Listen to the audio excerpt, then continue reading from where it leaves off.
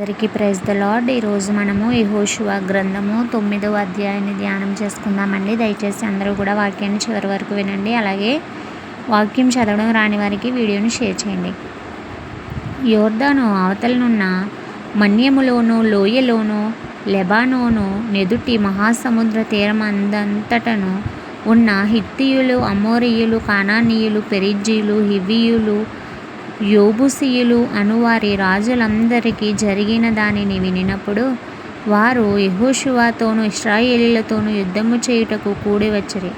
యెహోషువ యెరికోనుకును హాయికిని చేసిన దానిని గిబియోను నివాసులు వినినప్పుడు వారు కపటోపాయము చేసి రాయబారులమని వేషము వేసుకొని బయలుదేరి తమ గాడిదలకు పాత గోనెలు కట్టి పాతగిలి చినిగి కుట్టబడియున్న ద్రాక్షారసపు సిద్ధులు తీసుకొని పాతగిలి మాసికలు వేయబడిన చొప్పులు పాదములకు తొడుగుకొని పాత బట్టలు కట్టుకొని వచ్చిరి.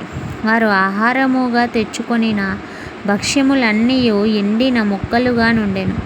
వారు గిల్గాలు నందలి పాలెములోనున్న యెహోషువ యొద్దకు వచ్చి, మేము దూరదేశము నుండి వచ్చిన వారము, మాతో ఒక నిబంధన చేయుడని అతనితోనూ ఇశ్రాయేలీయులతోనూ చెప్పగా, ఇశ్రాయేలీయులు, మీరు మా మధ్యను నివసించుచున్న వారేమో, మేము మీతో ఎలాగూ నిబంధన చేయగలమని ఆ హివ్వీయులతోననిరి. వారు, మేము నీ దాసులమని యెహోషువతో చెప్పినప్పుడు యెహోషువ, మీరు ఎవరు, ఎక్కడి నుండి వచ్చితిరి అని వారిని అడుగగా, వారు, నీ దేవుడైన యెహోవా నామమును బట్టి నీ దాసులమైన మేము బహుదూరము నుండి వచ్చితిమి. ఏలయనగా ఆయన కీర్తిని, ఆయన ఐగుప్తులో చేసిన సమస్తమును, యోర్దానుకును అద్దరినున్న హెష్బోను రాజైన సీహోను, అస్తోరోతులోనున్న బాషాను రాజైన ఓగు అను అమోరీయులు ఇద్దరు రాజులకు ఆయన చేసినదంతయు వింటిమి. అప్పుడు మా పెద్దలను, మా దేశ నివాసులందరూ మాతో, మీరు ప్రయాణము కొరకు ఆహారము చేత పట్టుకొని వారిని ఎదుర్కొనబోయి వారితో, మేము మీ దాసులము గనుక మాతో నిబంధన చేయుడి అని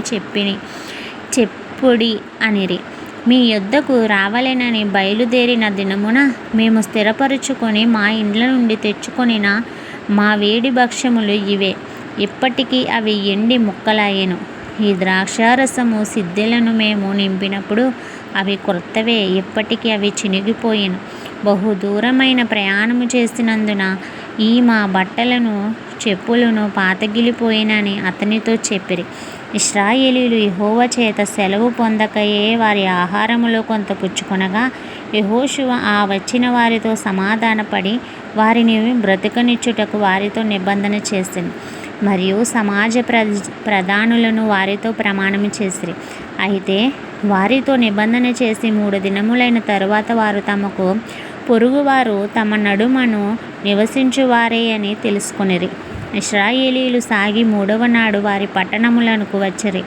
వారి పట్టణములు గిబియోను, కెఫీరా, బెయేరోతు, కిర్యత్యారీము అనునవి. సమాజ ప్రధానులు ఇశ్రాయేలీయులు దేవుడైన యెహోవా తోడని వారితో ప్రమాణము చేసి ఉండిరి గనుక ఇశ్రాయేలీయులు వారిని హతము చేయలేదు. కాగా సమాజమంతయు ప్రధానులను విరోధముగా మొరపెట్టిరి.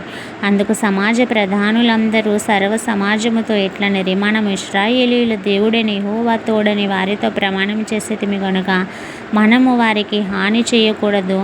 మనము వారితో చేసిన ప్రమాణము వలన మన మీదికి కోపము రాకపోవున్నట్లు ఆ ప్రమాణమును బట్టి వారిని బ్రతుకనీయవలెనని చెప్పి వారిని బ్రతుకనీయుడని సెలవిచ్చిరి. గనుక ప్రధానులు తమతో చెప్పినట్లు వారు సర్వ సమాజమునకును కట్టెలు నరుకువారుగాను నీళ్లు చేదువారుగాను ఏర్పడిరి. మరియు యెహోషువ వారిని పిలిపించి ఇట్లనెను, మీరు మా మధ్యను నివసించువారై ఉండియు మేము మీకు బహుదూరముగా నున్న వారమని చెప్పి మమ్ము నేల మోసపుచ్చితిరి. ఆ హేతువు చేతను మీరు శాపగ్రస్తులగుదురు. దాస్యము మీకెన్నడూను మానదు. నా దేవుని ఆలయమునకు మీరు కట్టెలు నరుకువారును నీళ్లు చేదువారునై ఉండక మానరు. అందుకు వారు యెహోషువను చూచి, నీ దేవుడైన యెహోవా ఈ సమస్త దేశమును మీకిచ్చి మీ ఎదుట నిలువకుండా ఈ దేశ నివాసులందరినీ నశింపచేయునట్లు తన సేవకుడైన మోషేకు ఆజ్ఞాపించినని నీ దాసులకు రుడిగా తెలుపబడెను గనుక మేము మా ప్రాణముల విషయములో నీ వలన మిక్కిలి భయపడి ఇలాగు చేసితిమి. కాబట్టి మేము నీ వశమునున్నాము.